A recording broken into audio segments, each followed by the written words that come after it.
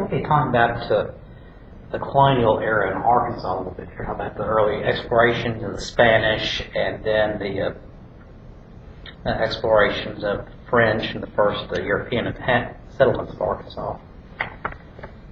Now, even though Christopher Columbus had arrived in the Americas in 1492, Arkansas was very remote from any type of Spanish bases or position. It's landlocked.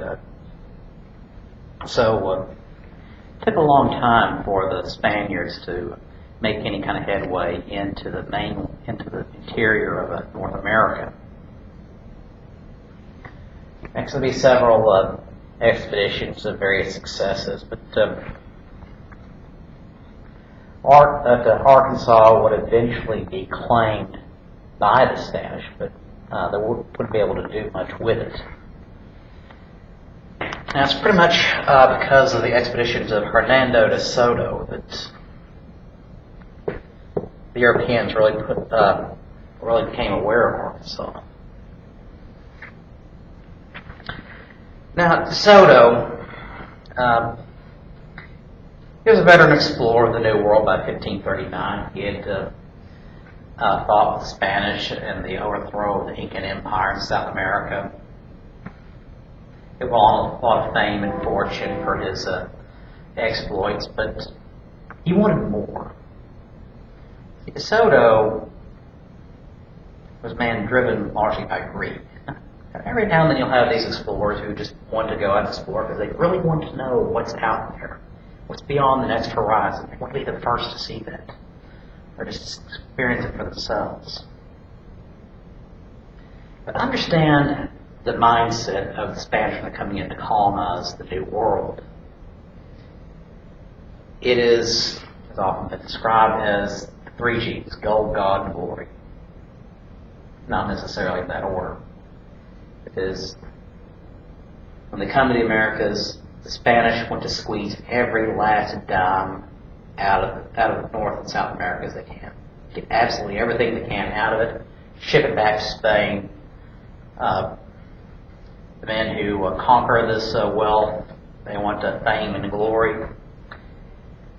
And they're going to try to use the Roman Catholic Church to try to enforce their claims on the population. And say in Spain and many other nations at this point, they didn't have such thing as separation of church and state. This church and state were intertwined. And the Catholic Church spoke favorably about the monarchy to the people in order to try to prop up the monarchy, and the monarchy often gave a lot of physical and financial support to the church in return. Now, one of the beliefs of the Roman Catholic Church at this time was the idea of the divine right of kings. Essentially, they believed that the king is a king because God made him that way. That you're a peasant because God chose you to be a peasant. Another man's king because God chose him to be a king. And it is against the will of God to question that order. Therefore, if you question whether or not someone should be your king or not, that is not only treason in this world, but it's damnation in the next. And so, as many Roman Catholic missionaries came into the New World to try to convert the Native American tribes to Christianity, they came in with this belief, trying to instill this idea that if they had converted to Christianity, then they must accept the Spanish king as their king, as their rightful ruler, as ordained by God. Now, true, there were a lot of Roman Catholic missionaries who were really legitimately interested in saving souls, not interested in political questions. But the senior hierarchy of the Spanish Church and the Spanish government were interested in the political ramifications of conversion. Now, back to De Soto. Now, based on De Soto's fortune he'd won so far, his influence with the King of Spain at the time, and his past successes in South America, He would amass an army of 600 men, all determined to claim gold and glory in his latest expedition. He sailed to Florida from Cuba in May 1539. He was the base of the operations of Spanish North America at that time. Soto and his men, called the conquistadors, it's generally the term of all the Spanish troops in the Americas, roughly translated means conquerors.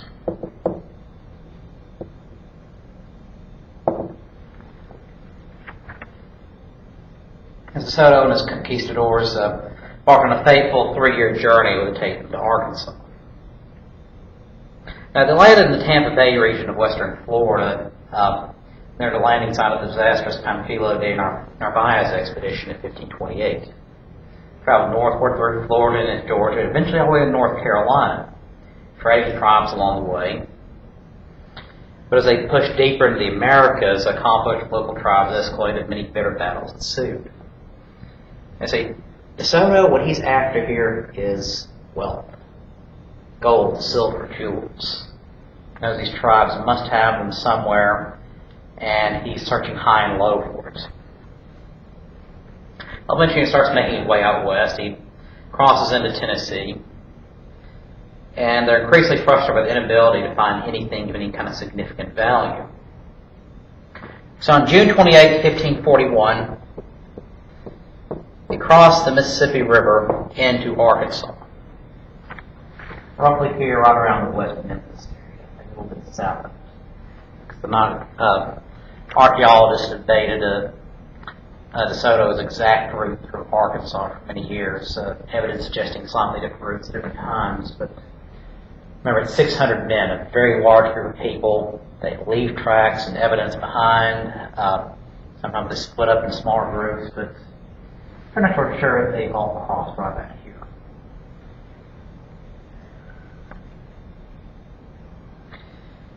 Well, among the first of the communities he came across was the Koski tribe. They were in Cross County, right about here, we believe. The Koski city is the Parkin archaeological site now. And remember, most of the tribes in Arkansas were farmers. They tended to live in relatively permanent villages. They didn't move back and forth a lot.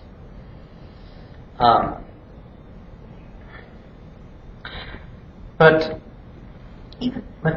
DeSoto decides to betray himself to the tribes in a very unusual way. Remember, he's a good Roman Catholic, but he's going to try to play a trick on the tribes. Tells the Koski that he is a god, that he was the son of the sun, the son of the sky, and demand the tribe erect a cross and provide provisions for him. Promise that perform a little ceremony at this cross, and promise that he would make the rain come, because he was the son of the sun and he could control that. Well, as fortune would have it, it actually did rain. This was Arkansas was in the midst of a massive drought at this time. The rain was welcome to this farming community. But DeSoto demanded gold and silver. But the Koski tribe weren't quite sure about it. They're impressed by the range route, but they weren't quite sure what the ultimate goals of DeSoto, the 600 men, were, so they tried to move them along elsewhere. So the Koski told them that there was gold. They didn't have any gold, but there were some in some nearby communities, nearby rival communities. So they basically kind of keep them moving along the road.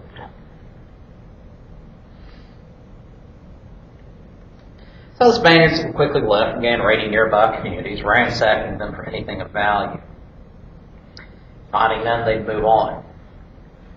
But as time went on, though, these raids became increasingly violent. Villages would be burned, people tortured and murdered. Increasingly frenzied quest for gold, kind of just a nightmare of bloodshed. Let's start turning north here toward the hills north of the Ozark Mountains, because they believe that where there were mountains, they'd be more likely to find gold. I spent about a part of a year traveling north, roughly coming around Batesville. And then they moved here along, came down, moved along the Arkansas River for a while. And then they turned west towards Caddo here in Montgomery County, towards this area. And then not finding anything out there, they turned east toward Hot Springs. Actually, they're considered to be the first Europeans to find hot springs. They noted the natural springs in the area, were very impressed by them. The hot springs has always been something of a tourist trap. And they decided to travel on down the Washita River. Next here they pass near Arkadelphia, Camden, Champenois, here on one end towards Union County. In fact, if you look at the off the highway in Callion, there's a marker for the DeSoto expedition. They have found various artifacts for the DeSoto expedition there. They did briefly in Louisiana before coming back north into southeastern Arkansas. But all along the way, he's raiding and attacking these villages. So word about who DeSoto is spreading. The tribes are angry, and more DeSoto and his men are facing attacks on all sides. Hit and run tactics, picking them off, trying to keep them moving, trying to keep DeSoto's men moving along, hitting them as hard as they can, trying to put as heavy casualties as they can. And it's slowly wearing them down.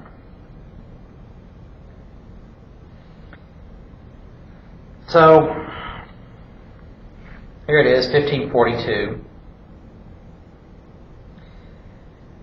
And DeSoto is at the end of his rope. He gambled everything on this venture, his money, reputation, property, power, and it's all slipping away. Fighting a losing war across Arkansas, and he could no longer even be sure of his own survival. The obsession had driven him to ruin. And now he realizes what he's done and realizes it's too late. He's growing ill, his health is failing. His men are running short on supplies. So, here at near Lake Village, he tried to appeal to a local chief named Quigwatam and tried his son of the sun trick again, trying to portray himself as a god. He's the son of the sun, and wanted the tribes to show him proper respect as a deity or near deity. Demanded provisions for him and his men. But the chief, very clever, and having heard something about these men, wasn't going to fall for the son of the sun trick so easily. So, told DeSoto, if he was going to prove who he was, he wanted him to dry up the Mississippi River. Of course, DeSoto couldn't do that. They knew, the tribes knew he was a fraud, and an attack ensued.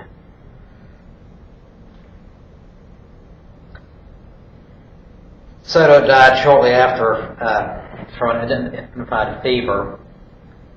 His men buried him in a river, basically weighed down his body, and had him buried at the bottom of the river, worried that local tribesmen tried to dig up and desecrate his body. But somewhere near Lake Village, he died and was buried on May 31st, 1542.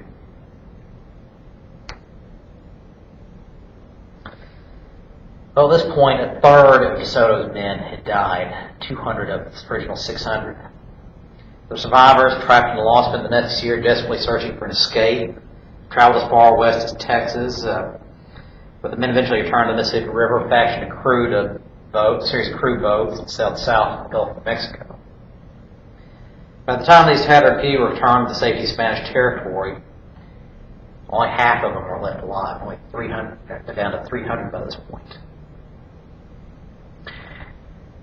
Now, overall, the expedition gives Spain a claim to Arkansas, portions of the lower Mississippi River Valley, through this expedition, but the expedition was such a disaster, such heavy casualties, and nothing to show for it, no gold, so nothing of value, that the Spanish didn't bother sending anyone back.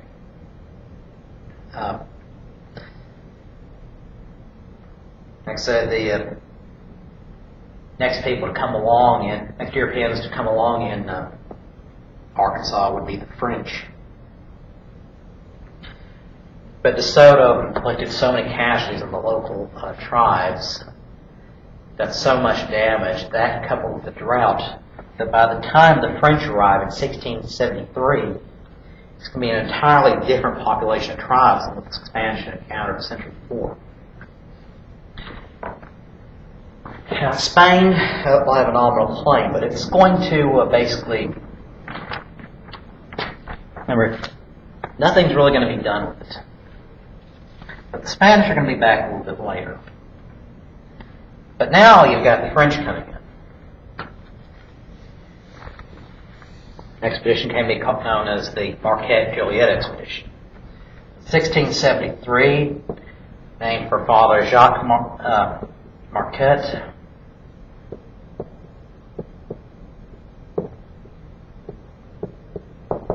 He was a Jesuit missionary. The Jesuits were known for their academics.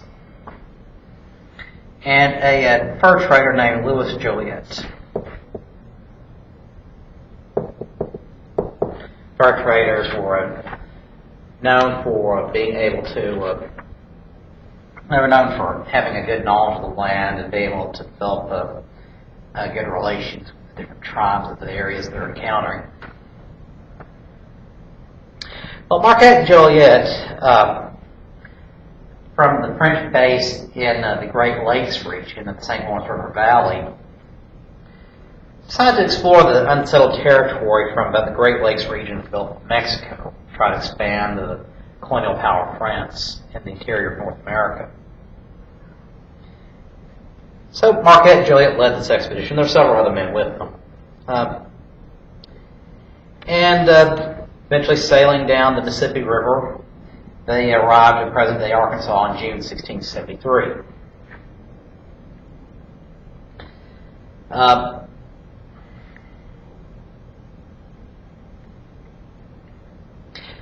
As here, once they reached Arkansas in June, they made various maps of the regions, talked with the local tribes, and they stopped at somewhere around in here, along the Arkansas River, about 20 miles from the Mississippi River. And the tribe they encountered was the Quapaw. So they were fairly new to the region.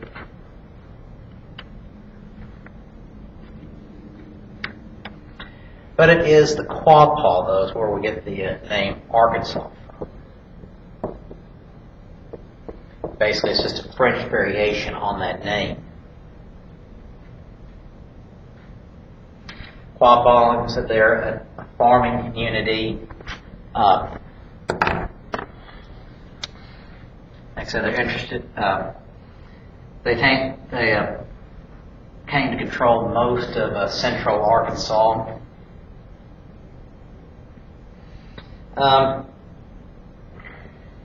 Quapaw greeted the Marquette and Joliet with a little bit of reluctance, but warmed up to them.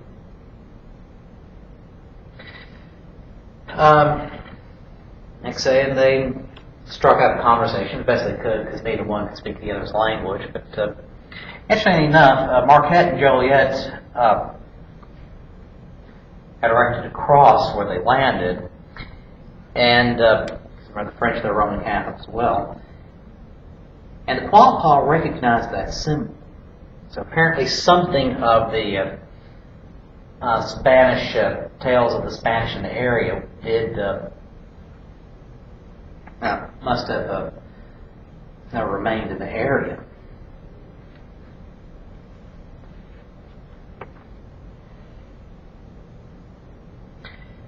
Well, they stayed there about 3 days, and Mark and Juliet realized the French government probably made some important allies in the area, and they're preparing to sail further south down the Mississippi River. That is, the French weren't entirely certain that it was the Mississippi River that emptied into the Gulf of Mexico. I wonder whether they could sail the whole thing from north all the way to Minnesota, all the way south to the Gulf of Mexico. They suspected it was, but didn't quite have the evidence to suggest that. When the Quapaw learned of Mark and Juliet's plan to sail further south to the Gulf of Mexico, they warned them not to do it. Said the tribes were very hostile further south. That for their own safety, they shouldn't go any further south. But Quapaw did confirm to Mark and Juliet the Mississippi River did run through the Gulf of Mexico. And so the Quapaw did have quite a few enemies, particularly the Chickasaws here in Mississippi and elsewhere. But satisfied that of the information they had, Mark and Juliet turned north and headed towards home. So at this point, French roughly have control of have the claim on Arkansas and the region, even though by fact it's more a Quapaw claim. This is generally considered to be the beginning of the French colonial era.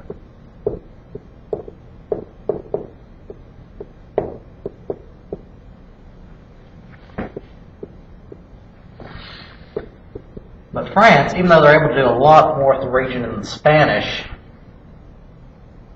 the actual time of their claim is going to be less than a century.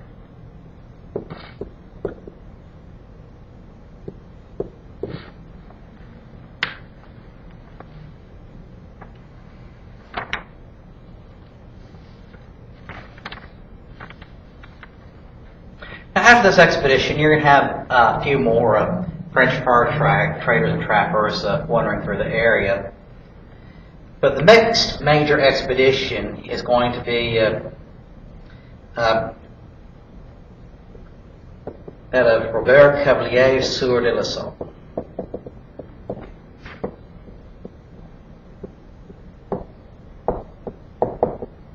Actually, it came from a family of some nobility. Sieur is a title of nobility in France. But they're fairly middle class. They didn't have a lot of wealth. So they've been merchants. He and his brother have both been educated in Jesuit schools, where his older brother had become a priest. The younger La Salle, he could never quite figure out what he wanted out of life. Kind of restless spirit.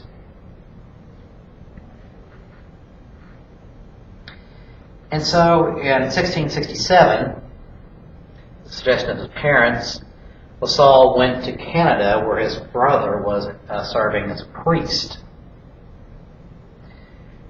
So La Salle got some work as a fur trader in the Ohio River Valley, explored the upper Mississippi River Valley. Had the idea of establishing a series of forts, trading posts, and settlements to expand the French commercial influence in the region. Now see, France, it's different from Spain. Spain's just there just to take as much wealth as they can and go home, but the French get not as many of those precious metals and jewels as the Spanish were finding in Central and South America. The French were working to build a trade empire. That is, relationships with local tribes based on trade, trading back and forth, whatever kind of valuables they could get, make as much money as they could off of it. Which meant that the French are going to have a very different approach to the local tribes than the Spanish. The Spanish saw the tribes as an impediment to their control of the region. They saw them as slave labor, another resource to exploit, nothing more, nothing less. The French saw the tribes as customers. So while the French will have a little bit of problems with some of these tribes here and there, the French are going to try very hard to try to maintain a more egalitarian, more peaceful, respectable relationship with the tribes of the Spanish. And by the 1670s and 1680s, they're having some degree of success with that. So, by the 1670s, La Salle, inspired, finding his calling, that he was going to establish these great settlements for France to make this a new great imperial outpost for the French crown, gets permission from the French government to do just that.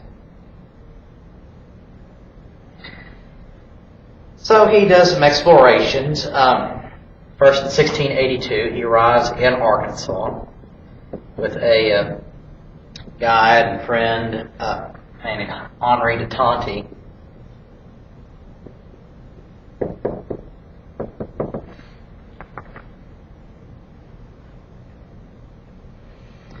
And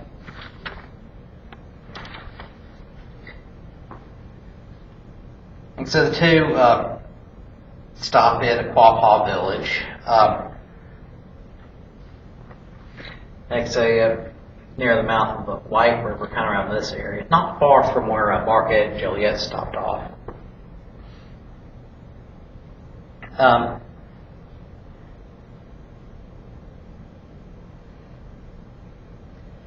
And what La Salle decides to do here at this point is, after a very pleasant visit to Quapaw, is he decides he's going to make an official claim for France.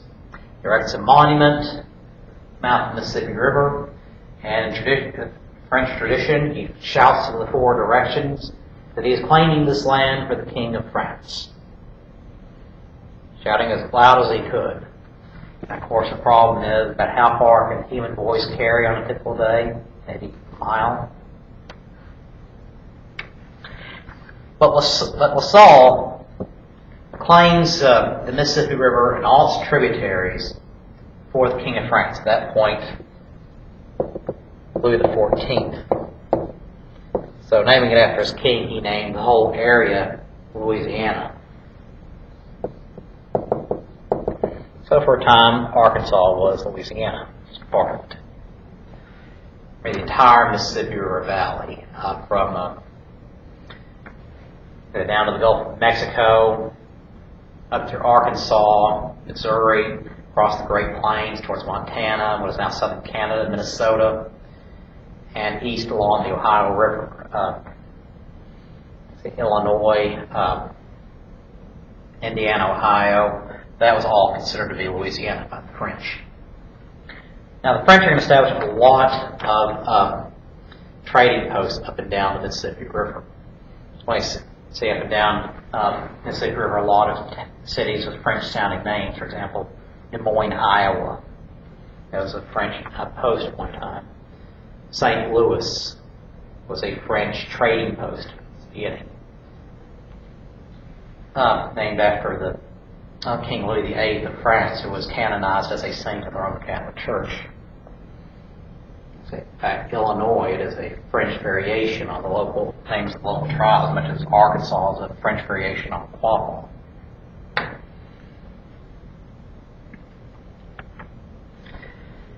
Well, the local Quapaw weren't quite sure what La Salle was doing, but it seemed harmless. But La Salle, emboldened by the success of this expedition, decides he's going to go back to Canada, back to France, try to raise a group of colonists to come and settle the region. Now, what they're going to do is he's got about 200 colonists from France, and what they do is they're not going to go the route that La Salle originally taken, not up the St. Lawrence River, not to the Great Lakes, down the Mississippi River. No, they're going to come the other direction, from the south. So they travel past Florida, past French, all the French colonies in the Caribbean, and they're going to try to go up north up the Mississippi River from the Gulf of Mexico and southern Louisiana.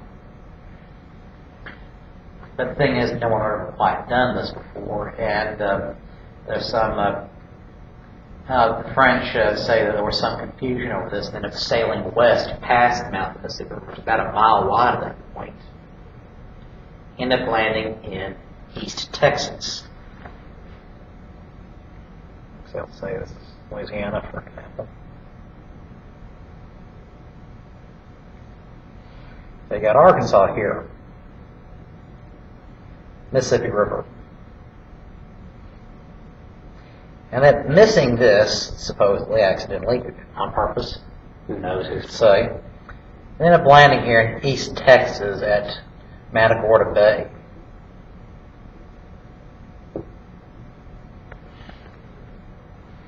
This is 1685.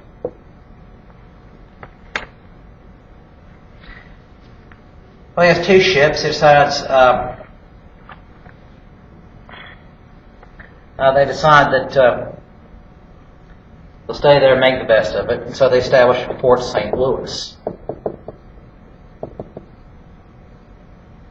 Now, the Spanish technically are claiming this, but it's mostly areas controlled by the tribes local to southeast Texas. They weren't quite sure who the French were or the Spanish were, but really didn't care one way or another. Just didn't want them there.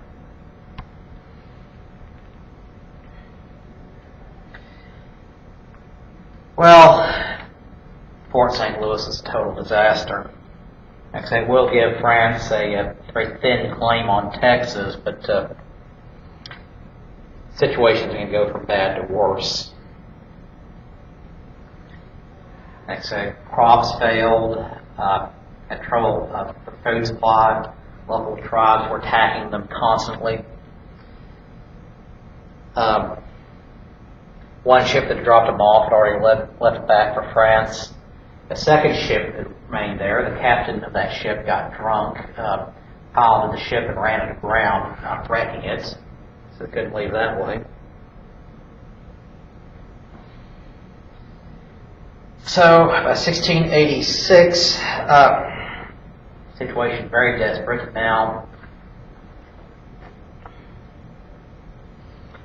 late 1686, they decide they decide they're going to start embarking on a expedition, try to get back to the Mississippi River, try to connect back into French trade routes, try to get somebody to send help.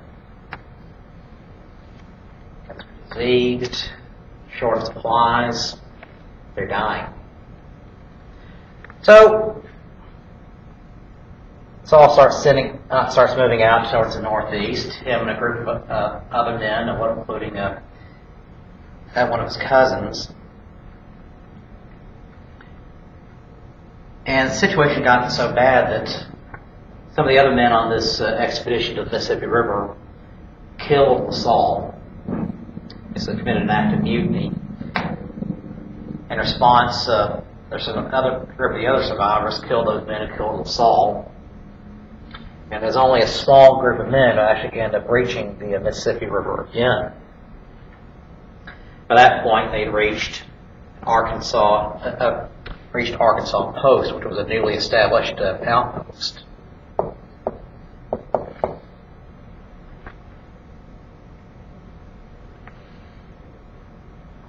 So 1687, when Saul's dead, the survivors are able to reach Arkansas Post. They're able to get help from Canadian officials who found an expedition and make it back to Matagorda Bay. By that time, though, the fort had been completely wiped out. No survivors left. The French would never again try to move into this area of the Matagorda Bay region.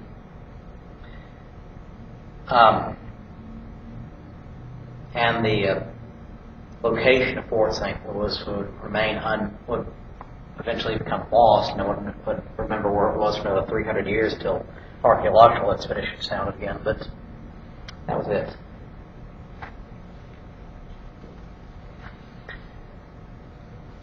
But, like I said, Arkansas Post had already been established. And so Saul's dream fell apart. and became an utter disaster. But remember Henri de Tonti? He liked the region. He wasn't quite as ambitious as Lasalle. He wasn't trying to build all these new settlements and trading posts. But he had a few ideas of his own. So de Tonti was born in Italy in 1649. His family moved to France when he was a child. Eventually enlisted in the French military. Tonti had arrived in the Americas in 1678 and partnered with Lasalle on his 1682 expedition. But after Tonti and Lasalle parted ways, years later, Tonti decides he wants to return and establish his own fur trading post here on the Mississippi River. And that would be called Arkansas Post, established 1686. This is the first European settlement in Arkansas. In fact, for many years, it was the only European settlement in Arkansas.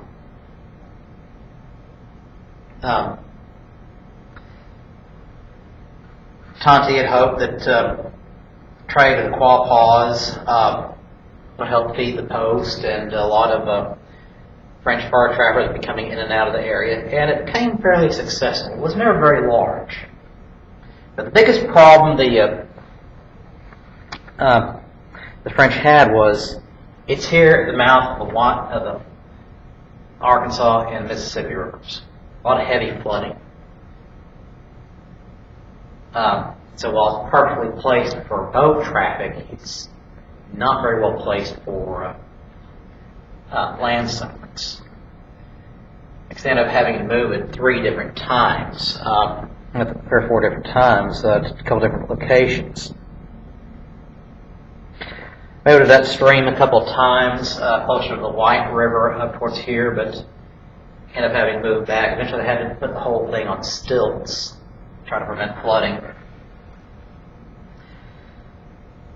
Arkansas Post, basically became the administrative capital for Arkansas under French rule. The first tavern in Arkansas will be established here, the first church, Roman Catholic, since it is a French settlement, and the first court of law in Arkansas. They had courts there. It would usually be as a French officer, or later a Spanish army officer, who would be basically presiding and acting as judge in these cases, settling all these disputes. Population of Arkansas Post itself would never rise above 500.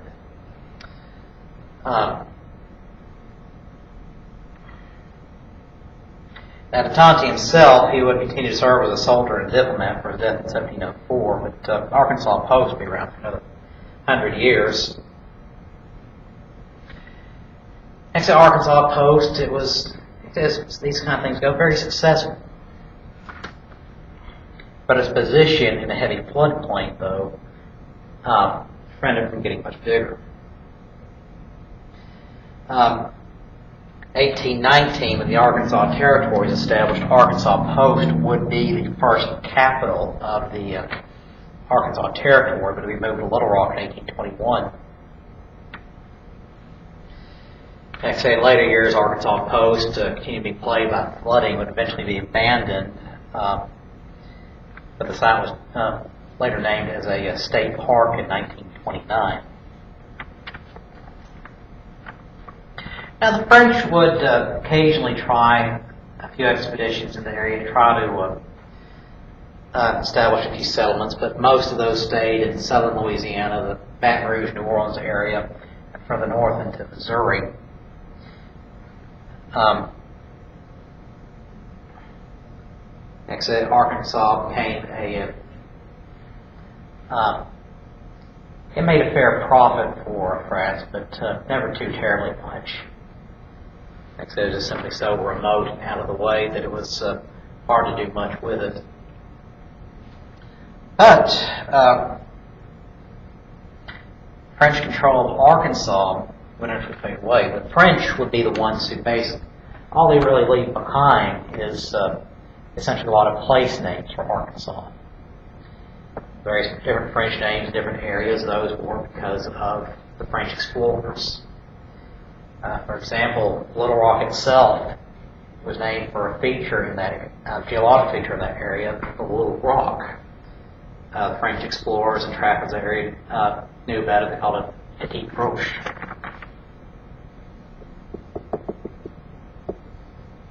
Which, of course, translated from French means Little Rock.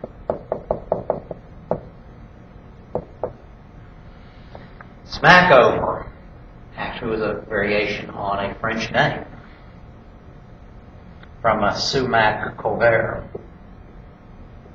And I'm not pronouncing that correctly. But that means, couvert means the covered way, covered with sumac trees. But you know, smackover, no, sumac weren't. So you put that little, from sumac couvert, put that Arkansas twang on it, you get smackover. Actually, and there were other various communities and landmarks with French names and so forth. May notice some of the small rivers and streams across South Arkansas are called bayou, a French word, and so forth. But France ended up giving up control of Arkansas due to events entirely unrelated to things happening in Arkansas. So the French and Indian War.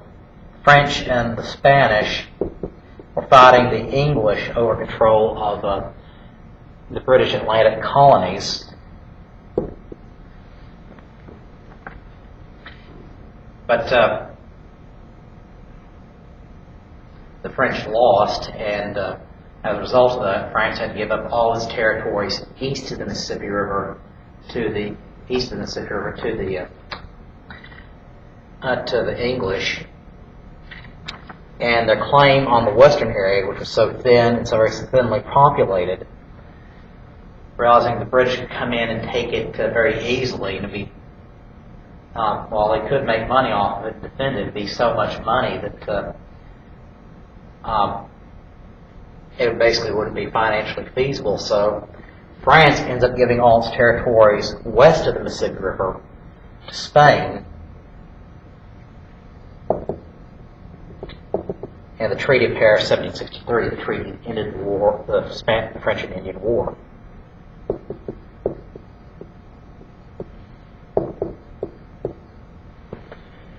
And here, for the next 80 years or so, Spain would enter into its second period of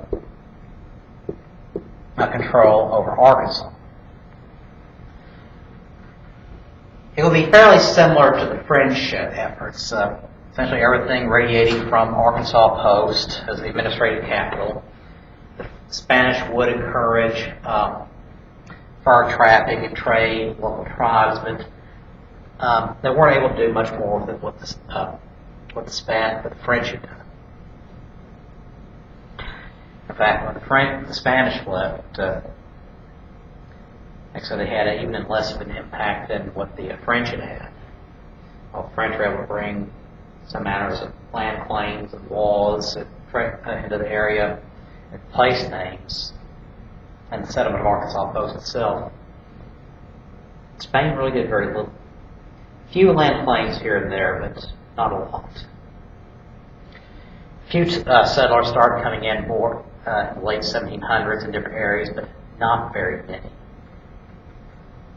So by the time its territories turned over to the United States with Louisiana Purchase in 1803, you have very few European inhabitants in Arkansas.